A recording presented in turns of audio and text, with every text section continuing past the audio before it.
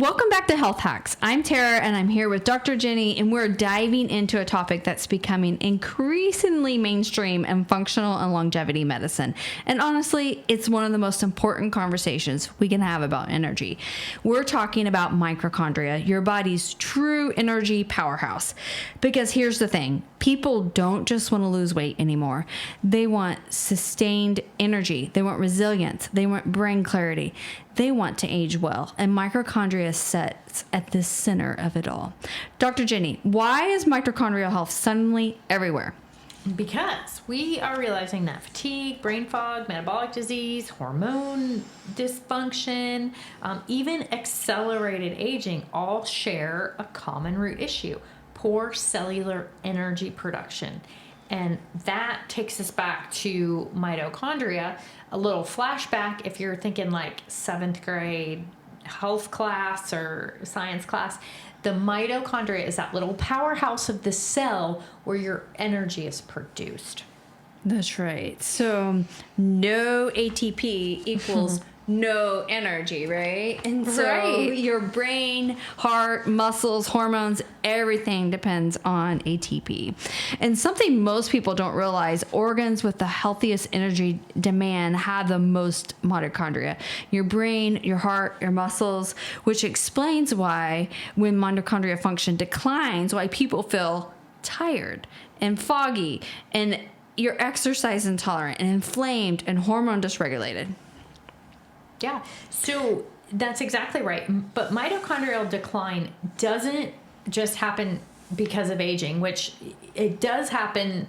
That's a natural thing that happens as you get older. Just lump that into all the other great things that happen to your body when you get older, right? Your mitochondria slows down. But chronic stress, blood sugar instability, toxic exposure.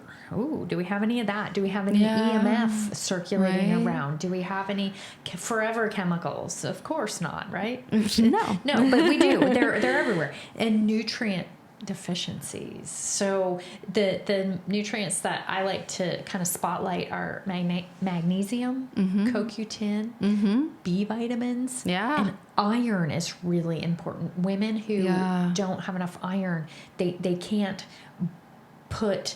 Iron is what brings oxygen to the fire of your mitochondria and metabolism. So think of it as like, when you blow on a fire, it kind of takes off. Well, if you don't have any oxygen, it's a non-starter. It just kind of fizzles out, and you don't have any, you can't burn fat, you don't have any energy. So that's why that is a big deal.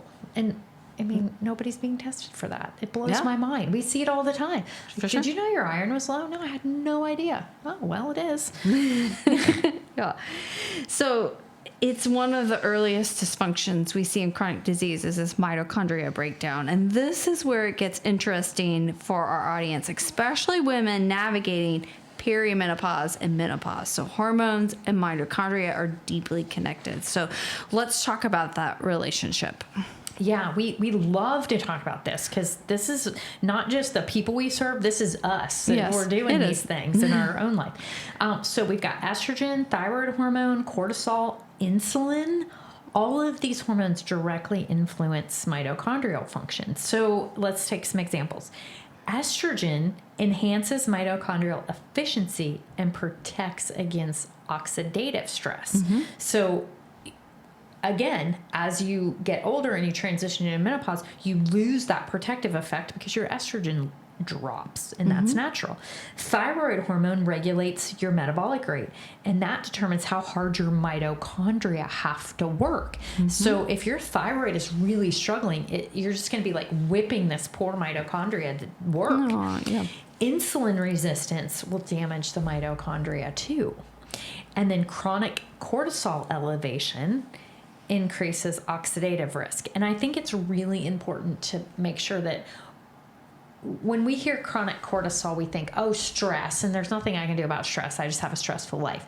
Blood sugar handling is one of the most stressful things for your body, for your cortisol, because if you're sending your blood sugar skyrocketing high and then your insulin has to come in and drop it, it can bottom out, and that creates a situation where your adrenal gland has to respond with adrenaline and cortisol. And so it's this cortisol loop that you're just always having blood sugar dysregulation. It's elevating your cortisol, and that is the source of your stress. So blood sugar handling cannot be overemphasized as something that we have to look at. Absolutely. We see that a lot with the patients that we serve, and with the continuous glucose monitors. That is really a good showcase of that. But this also explains why women often say, I feel like I've lost my spark, or my workouts don't work as well as they used to. My brain isn't as sharp. It's not just aging, it's your mitochondrial communication being disrupted. And this is a huge reason why just replacing hormones does not address metabolic health, cellular health, and often leaves women feeling short. We actually have to support the whole body and the cell itself. Absolutely. Now let's talk about something people don't always connect: environmental toxins. So mitochondria are extremely sensitive to these toxins. Yeah. So what kind of toxins are we talking about here? We're talking about things like heavy metals. We're talking about pesticides, plastic, air pollution. These things directly impair mitochondrial respiration and health. So let's take an example. You may or may not have heard of this one. Glyphosate.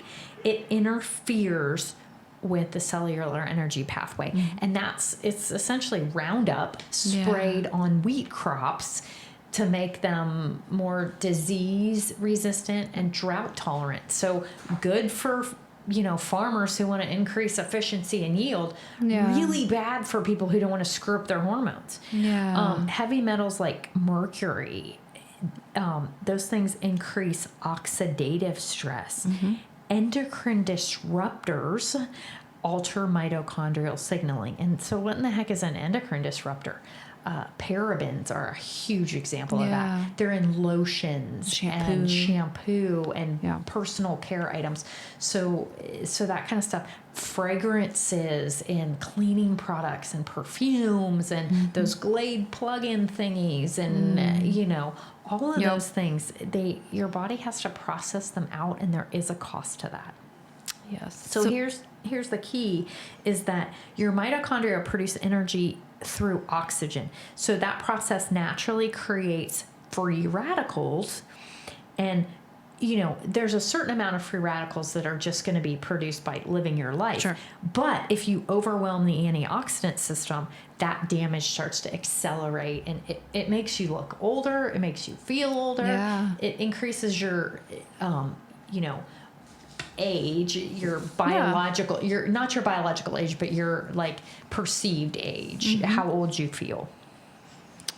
Which means someone can eat well and exercise, but if they're constantly exposed to inflammatory stressors, the mitochondria can still struggle.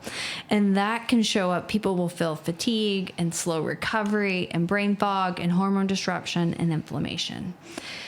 So now let's just get practical, because this is what you all want to hear. What can we actually do? So where should we start? Blood sugar.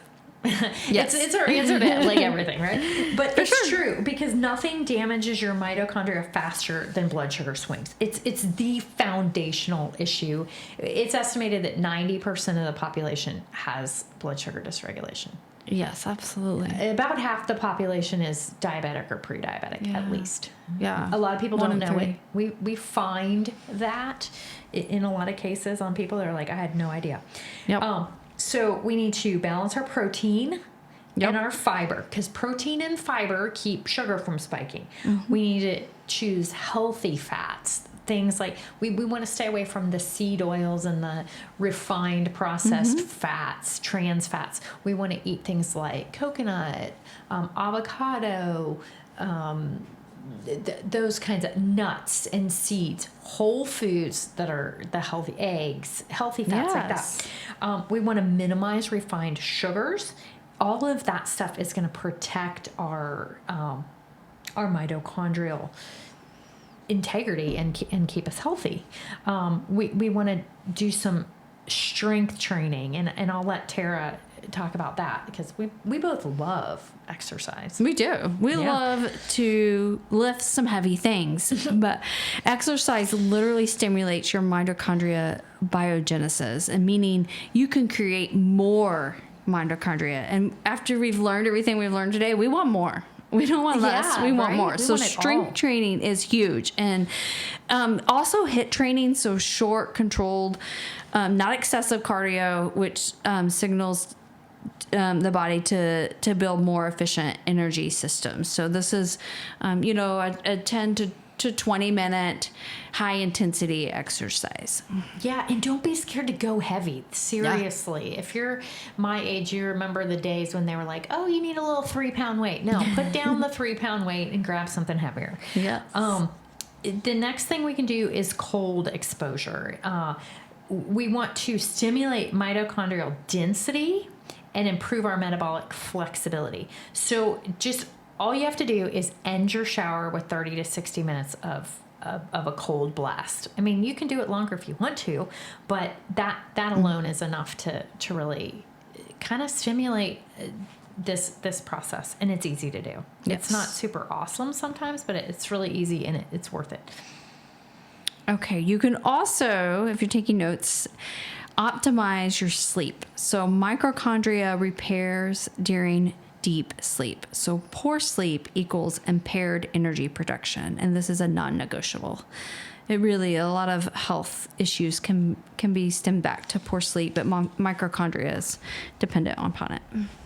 Yeah, let's talk about some nutrients that are super important for mitochondrial health. We touched on a few of them before, but coenzyme Q10. Most people under 40, their liver makes enough of this. Once you hit 40, your production slows down a little bit, and it's one of the things that you need for that mitochondria to make energy. Now, if you're on a statin drug, statins actually shut down the production of amongst other things in your liver, amongst other things. So it's super important if you're on that medication to supplement with a coenzyme Q10.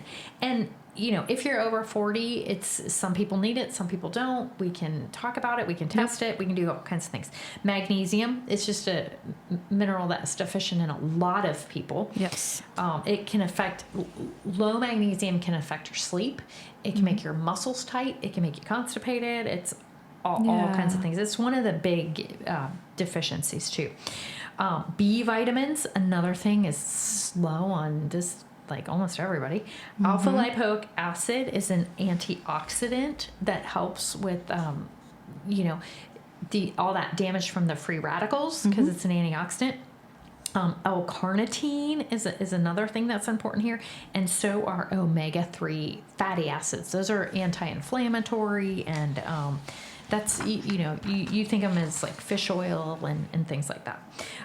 But that's why I just listed off. How many things was that? Like 6 things. So you might not need all of them. You might need something different than I need, and Tara needs something different. So that's how personalization and testing can be really helpful to you.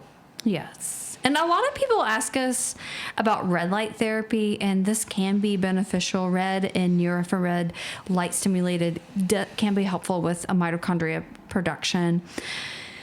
And this is one of the reasons red light therapy is gaining a lot of traction in longevity circles. So if you're listening and thinking, this is me, I don't just want to lose weight, I want energy and clarity and resilience, this conversation is your starting point. So mitochondria are the foundation of hormone health and brain health and metabolic health and aging well. Yeah, and the beautiful thing is mitochondrial function is adaptable. It responds to your lifestyle changes, and it responds to targeted support and strategies, all those things that we're talking about. So you're not stuck with low energy. Hallelujah. So if you want help identifying what may be draining your cellular energy, whether it's blood sugar imbalances, hormone dysfunction, maybe you're exposed to toxins or nutrient depletion, reach out to us for a free consultation. We would love to speak to you. And if you love this episode, share it with someone who's tired of being tired. And this health hack, and until this next time. Yeah, thanks for listening. We'd love to see you on Health Hacks, and we'll be back with another great episode very soon.